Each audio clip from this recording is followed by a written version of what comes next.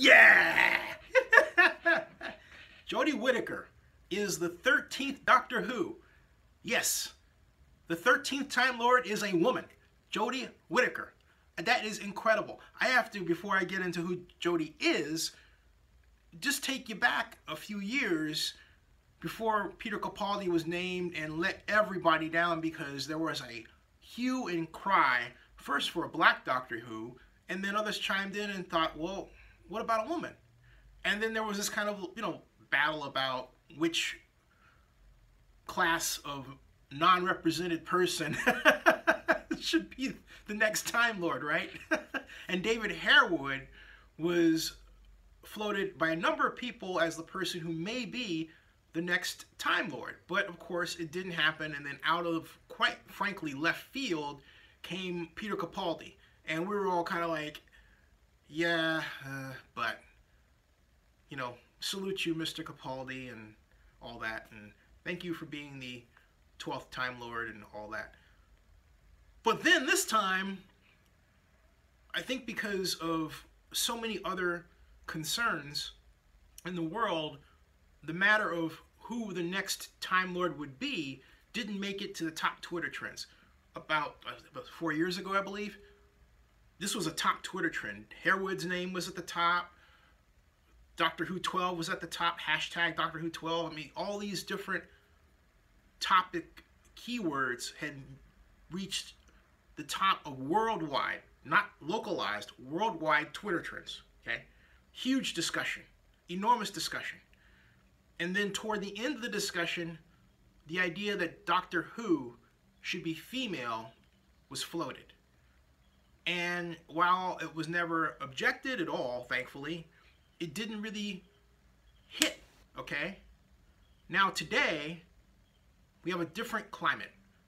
We have a climate that I think can be best summed up with this term. And nevertheless, she persisted. We now have a female Doctor Who.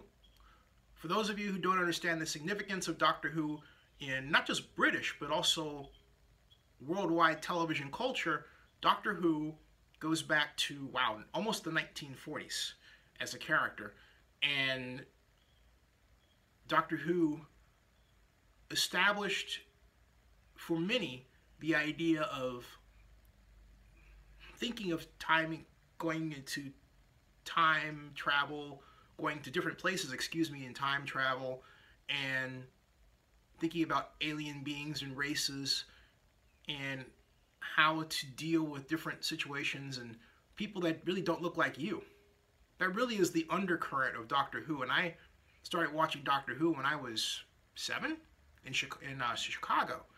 And, once in a while. And then, of course, out in the San Francisco, Oakland Bay Area, and we lived in Oakland, moved to Oakland in '74, Doctor Who was popular then.